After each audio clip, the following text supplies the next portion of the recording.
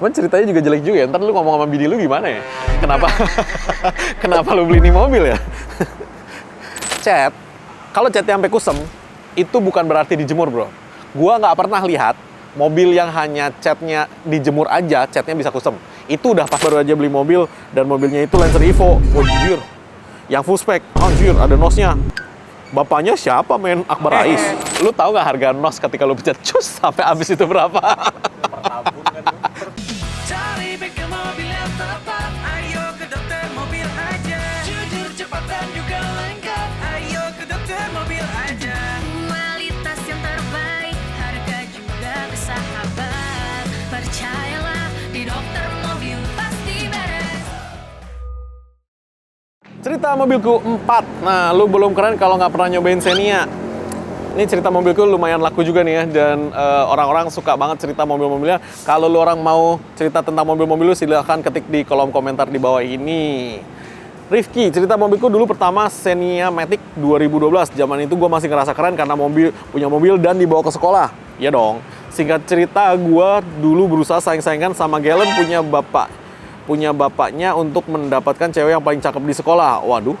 Nah, di sini baru mulai lucu. Satu hari pas gue duduk malam di Jalan Sudirman, nih bocah yang bawa mobil Galen tadinya sok-sokan nantangin gue karena gue cuma punya Xenia. Gue ciut dong. Gimana gak ciut, lawannya Galen V6 manual ya? Iya.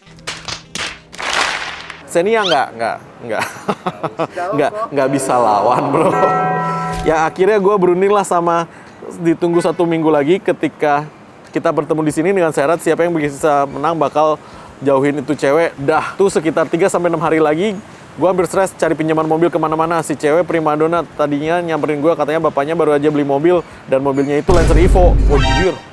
Yang full spec. Anjir, ada NOS-nya. Bapaknya siapa, men? Akbar Rais.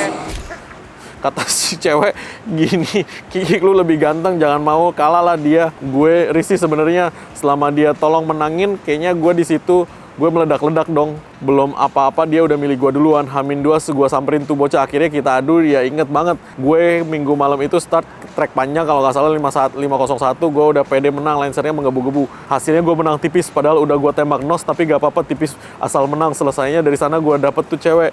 Pas kuliah dia pindah ke Jakarta, akhirnya kami asing dan ya endingnya pisah. Gak apa-apa lah, yang penting seneng dulu. Udah pernah pegang Lancer cuma sebentar, tapi gak apa-apa. Nah, iya udah dipinjemin Lancer awal sama dia. Bapaknya punya Lancer full spec plus NOS. Lu tahu nggak harga NOS ketika lu pencet cus sampai habis itu berapa? Per tabung, iya. Lu harus tahu itu harganya berapa. NOS itu sama dengan yang obat bius yang dipakai oleh dokter-dokter gigi di luar negeri. Jadi NOS itu bisa bikin lu ketawa sebenarnya. Nitrous oxide, serius, itu bisa bikin lu ketawa sebenarnya. Ya, memang cerita cewek bawa mobil banyak sih. Dulu gue ada satu cewek namanya Putri waktu SMA. Kita masih naik motor, dia udah naik Cielo, bos. Kita masih naik motor, dia naik Cielo. Seru banget kan ya? Coba dia alhasil begitulah ya. Jadi ya memang cerita-cerita begini yang bikin kita kangen.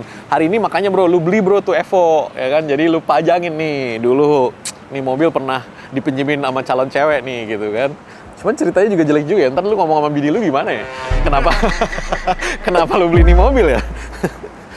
Seiyuki, cerita mobilku. Pengalaman punya mobil pertama dan satu-satunya Avanza tipe S tahun 2009. Wow, sama kayak punya gua. Mobil second dari nerusin kreditan orang yang udah mau tarik leasing. Modal 8 juta plus nerusin cicilan 24 bulan lagi. Wow. Tapi PR-nya banyak banget. Di awal sempet ganti support shock, as roda depan kanan sampai jatuh pas mobil diangkat pakai car lift. Untung kabel ABS-nya nggak sampai putus. Selain itu pas mau pelunasan terakhir ternyata di fitur sebelumnya banyak bayar telat, mestinya bayar denda lumayan juga. Terus BPKB turun, ternyata pemilik beda sama yang di STNK. Jadi keluar duit lumayan lagi buat balik namanya. Samain namanya di PPKP dan STNK. Gila. Ini mobil udah tangan keberapa ini? Alhamdulillah beres juga. Pokoknya udah lumayan deh, ganti spare part, ganti bla bla bla. Untung adik saya mekanik kerja di bengkel. Berbelanja dan berkendara di Pindaro jadi lumayan bisa menghemat banyak budget. Untungnya lagi mesin masih sehat banget dan udah beberapa kali dibawa keluar kota tanpa kendala apapun. Tinggal cat ulang aja yang belum kesampaian karena catnya udah kusam banget. Kayaknya sering dijemur sama pemilik sebelumnya. HD pusing juga memelihara seekor mobil walaupun ini mobil sejuta umat. Iya. Kalau lu mau beli mobil, pastikan BPKB sama STNK namanya cocok ya. Seenggaknya lu minta dulu fotonya atau fotokopinya gitu kan. Karena kalau nggak cocok, lu puyeng bro ngurutinnya. Udah gitu ketika lu mau over kredit, lu ke leasing dulu, lu tanya histori transaksinya dia, pembayarannya dia. Jangan sampai dendanya itu kegedean sampai lu bingung mau bayarnya. Kalau misalkan orangnya bilang ya gue udah nggak punya duit, cuman kan lu bisa lihat dong dendanya berapa kan di situ kan. Dan kalau dia lu nego sih kadang-kadang bisa dihilangkan itu dendanya. Yang penting lu bayar pokoknya aja. Biasanya sih bisa itu. Nah, kalau untuk cat, kalau catnya sampai kusem, itu bukan berarti dijemur bro. Gua nggak pernah lihat mobil yang hanya catnya dijemur aja, catnya bisa kusem. Itu udah pasti pernah dicat. Dimana catnya itu lakernya atau lapisan terakhirnya itu jelek. Tidak sebagus yang pabrikan punya. Yang pabrikan punya kan namanya beberapa merek lah ya. Itu bisa. Nah, cuman kalau misalkan lu tidak pakai yang laker yang bagus, itu biasanya nanti jadi kusem putih-putih kayak mau ngelupas-ngelupas gitu. Itu namanya sudah bukan catan pabrik itu namanya. Kalau catan pabrik, gua nggak pernah bro ketemu satu kali pun catan pabrik yang hanya dijemur aja kusem.